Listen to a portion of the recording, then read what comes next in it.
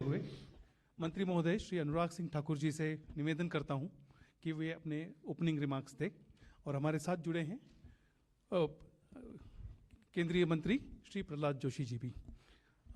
Sir, opening remarks please.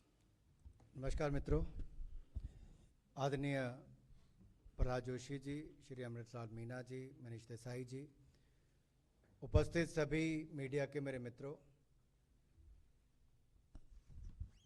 आज माननीय प्रधानमंत्री जी की नेतृत्व में अध्यक्षता में कैबिनेट की बैठक हुई।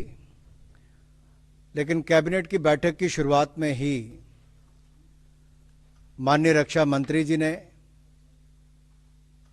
कैबिनेट के सदस्यों की ओर से माननीय प्रधानमंत्री जी का जहां एक और प्राण प्रतिष्ठा समारोह के भव्य आयोजन और सफलता पर उनका आभार प्रकट किया, तो जो उस समय उन्होंने बात रखी मैं आप सबके सामने अवश्य रखना चाहता हूं। प्रधानमंत्री जी, सबसे पहले हम सभी आपके नेतृत्व की मंत्रिमंडल के सदस्य आपकी रामलला के विग्रह की प्राण प्रतिष्ठा पर हार्दिक बधाई और शुभकामनाएं देते हैं। भारतीय सभ्यता बीते कई शताब्दियों से जो स्वप्न देख रही थी, आपने वह सदियों पुराना स्वप्न पूरा किया है। माननीय प्रधानमंत्री जी, आज की कैबिनेट ऐतिहासिक है।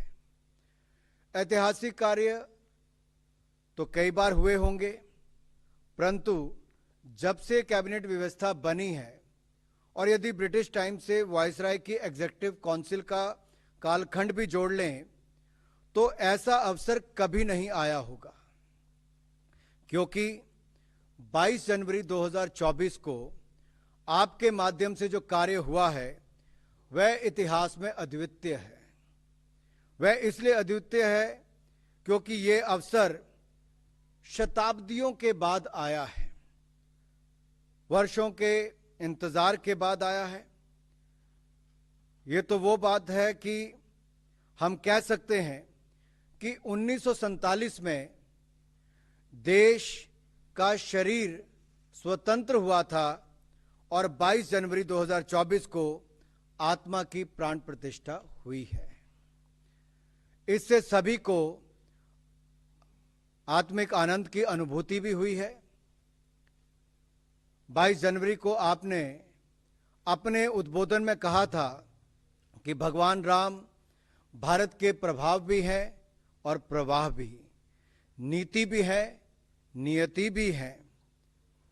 और आज हम राजनीतिक दृष्टि से नहीं, आध्यात्मिक दृष्टि से कह सकते हैं कि भारत के सनातनी प्रवाह और वैश्विक प्रभाव के आधार स्तंभ मर्यादा पुरुषोत्तम भगवान राम की प्राण प्रतिष्ठा के लिए नियति ने आपको चुना है।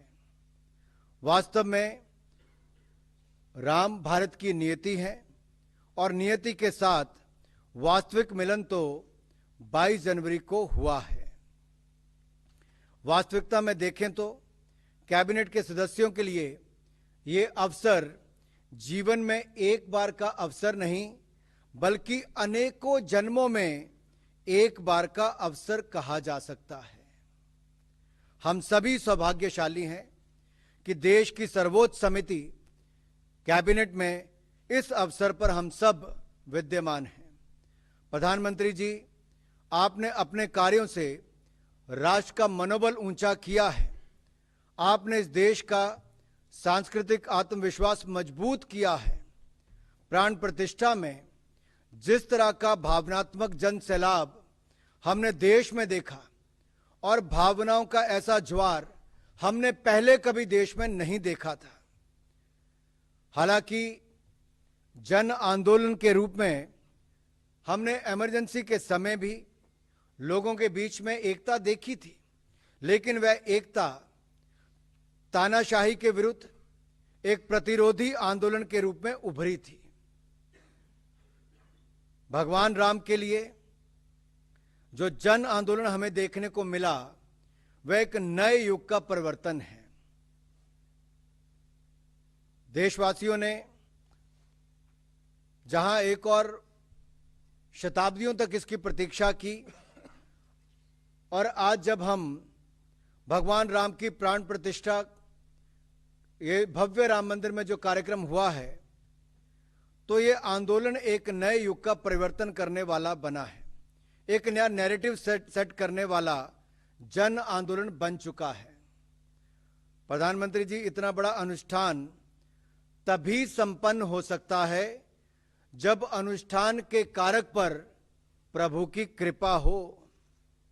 और जैसा कि गोस्वामी तुलसीदास जी ने लिखा है कि जा पर कृपा राम की होई, ता पर कृपा करे सब कोई, यानी कि जिस पर स्वयं श्री राम जी की कृपा हो, उस पर सभी की कृपा होती है। प्रधानमंत्री जी, श्री राम जन्मभूमि का आंदोलन स्वतंत्र भारत का एकमात्र आंदोलन था जिसमें पूरे देश के लोग एकजुट हुए थे। करोड़ों भारतीयों की भावनाएं जुड़ी थी, वर्षों की प्रतीक्षा थी।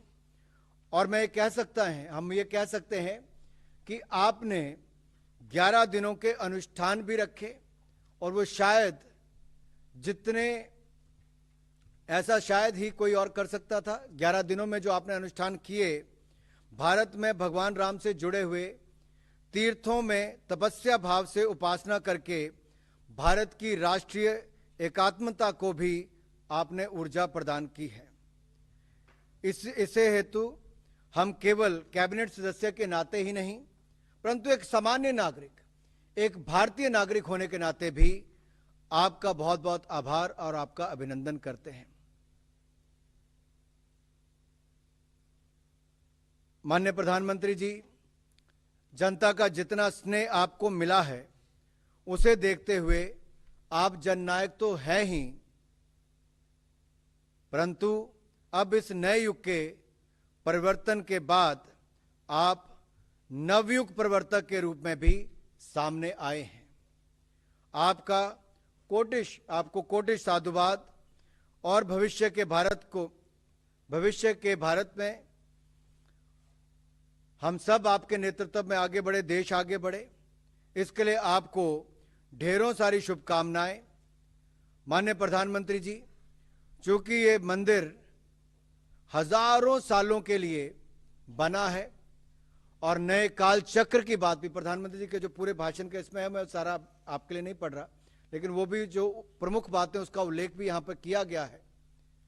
जो नए काल चक्र की बात कही गई, हजारों साल की नींव रखने की बात कही गई।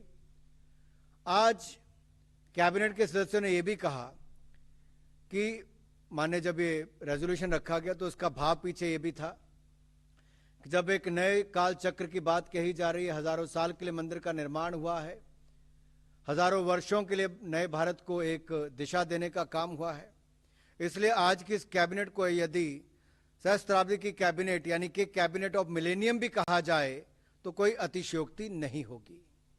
इस हेतु हम सब आपका अभिनंदन करते हैं, और आप सब एक दूसरे को भी बधाई देते हैं, और देशवासियों की ओर से भी आपको बधाई और आपका अभिनंदन करते हैं। एक विषय जो और बड़ा महत्वपूर्ण है, मैं माननीय प्रहलाद जोशी जी से आग्रह करता हूं कि उस विषय के बारे में हम सबको जानकारी दें। धन्यवाद अनुराग जी। तो आज रेजोल्यूशन, मैंने प्रधानमंत्री जी को अभिनंदन करते हुए रेजोल्यूशन करने के बाद आज कोयला के जो विभाग है, कोयला के विभाग में और कोयला के इतिहास में एक बहुत बड़ा महत्वपूर्ण निर्णय कैबिनेट ने माननीय प्रधानमंत्री जी के नेतृत्व में किया है। आप सब लोग जानते हैं, India is the one of the largest reserves of the coal. जैसे पिछले सप्ताह हम सब जब रिव्यू कर रहे थे, तब प्रूवन कोल रिजर्व कितना है आज के दिन में, एज ऑन डेट, जब हम इसका रिव्यू किया तब पता चला अभी जो एक्सप्लोरेशन हो रहा है उसके अलावा India has got around 361 billion tons of the coal.